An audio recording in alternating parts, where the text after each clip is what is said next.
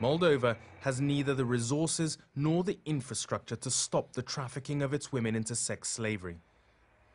And to those who try to protect them, the responsibility for policing the trade lies elsewhere.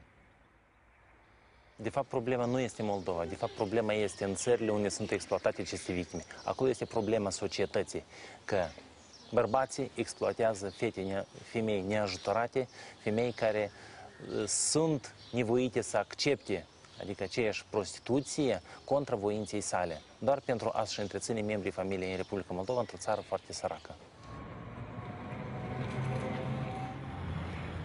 Less than a day's drive away, one country and one city above all positively celebrate the economics of demand for prostitution. In 2000, the Dutch government took the radical step of legalizing prostitution, ostensibly as a means to prevent women being trafficked and forced into the sex industry. Today, there are more than 1,200 prostitution businesses throughout Holland. Amsterdam alone has 300 brothels. Holland believes that it has the best system of dealing with the worst excesses of sexual slavery, and nowhere sums that up more than the city of Amsterdam. But look behind the windows, and does that proposition really hold up to scrutiny? The Dutch legislators have not lost their mind in prostitution policy, but there is a vision behind it. If you try to Harold van Gelder heads Amsterdam Police's anti-trafficking squad. One of the positive advantages of our policy is that, for instance, the prostitute has no fear for the police. It's a legal profession. If you follow the rules, the police won't bother you.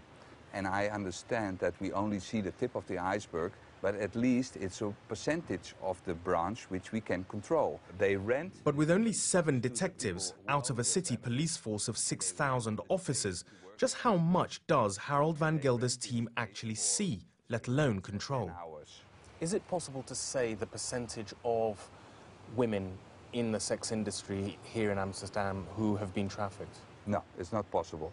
It's not even an estimation, is it? No, I can't give you that, because at least we don't even know how much prostitutes are working in Amsterdam, because we are not registering the prostitutes. Why should the police register them? Because we don't register all the butchers or the bakers in Amsterdam. Yet just a few miles across the city, Holland's National Trafficking Reporting Organization has a very clear idea of the numbers of women forced into the country's legalized prostitution industry. If we look at figures from last year, we had about 1,000 registered victims of human trafficking. About 80% is sex industry. And there's little doubt why so many trafficking victims end up as sex slaves here. Holland is famous for its red light districts. There is a demand for young girls into prostitution, and so I think traffickers make use of our system of legalized prostitution to bring them in. Holland is the path to get them into Europe. Prostitution earns Holland 660 million euros every year. 4 million tourists flock to Amsterdam, most to stare at and often patronize the prostitutes working in its neon-lit windows. You have a lot of families here. Yeah, nice children, lots of women, families, groups together. Yeah.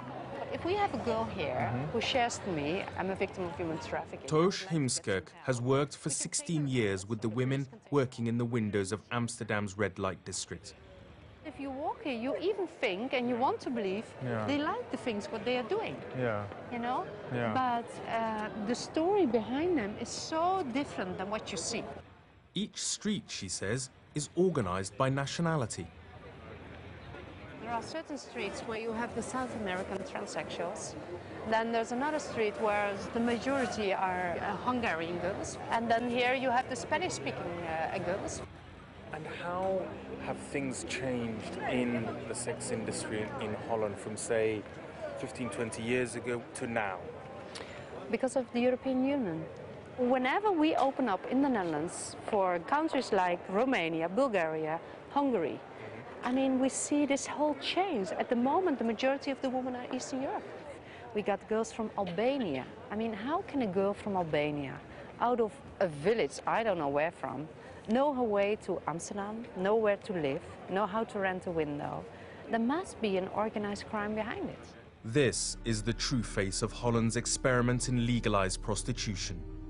And this is the face of the man who trafficked her here and beat her to ensure she worked as his sex slave.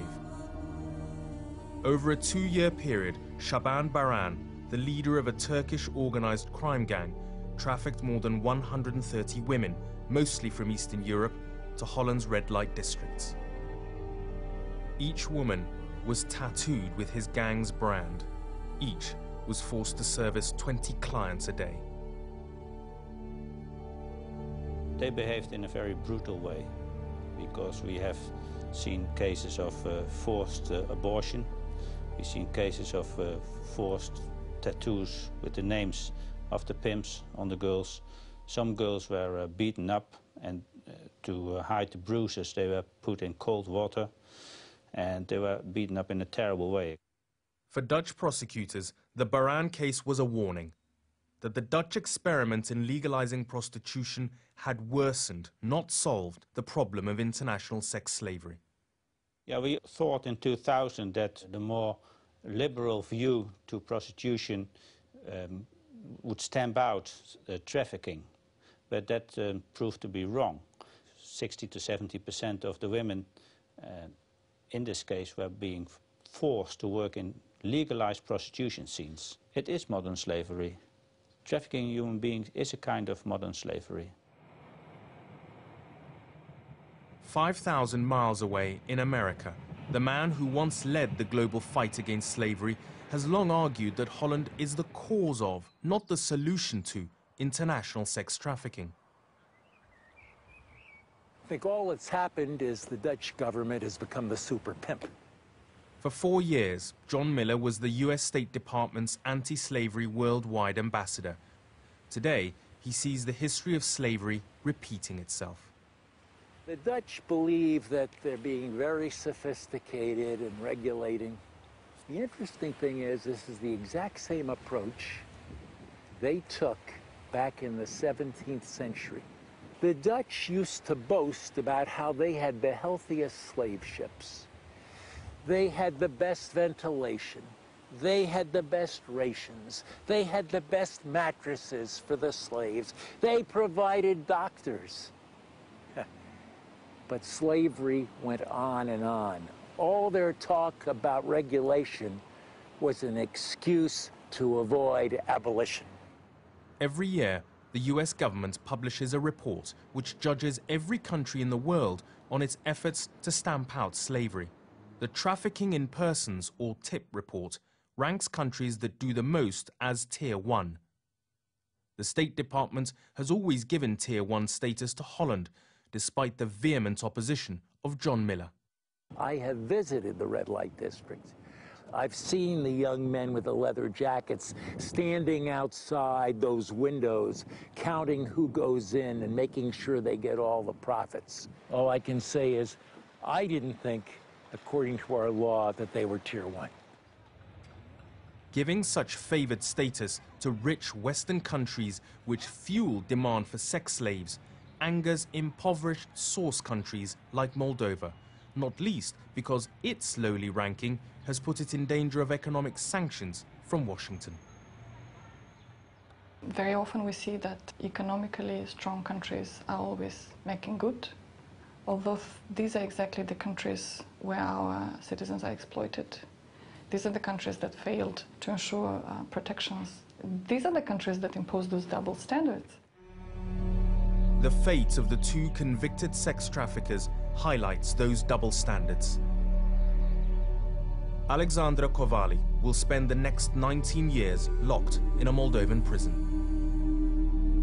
Shaban Baran is back home in Turkey and free. The Dutch government allowed him out of jail for 1 day. He absconded and never returned.